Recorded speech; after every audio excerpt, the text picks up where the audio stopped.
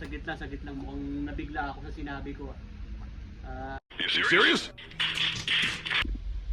Ikaw, anong pangalan mo? Dexter. Dexter, ha? Ikaw? Albert, boss. Albert. Sa susunod, ha? Sabihin nyo ng umaga-aga, ha? Ilan yung manok nyo sa farm? Nasa 100 megit, boss. Sandaan may git. Sandaan, ha?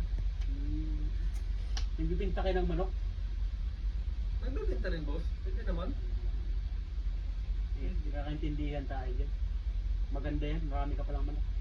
Ikaw, Albert, boss. Albert, magkakapatid. Siyam daw kayo, no? Oh, boss. Pangatlo ako. Pangatlo ka sa magkakapatid. Oo, boss. Dalaga naman ng mga kapatid mo. Yung panganay namin, boss, may asawa na. Pero yung iba, Dalaga. dalaga. Sakto kasi, sakto tayo. Sakto ako uuwi.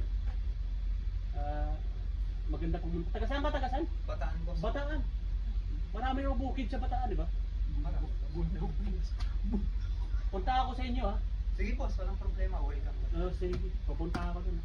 So, sabihin nyo na mag-aga, ha, para nagsasabi ko ganyan totoo, ha?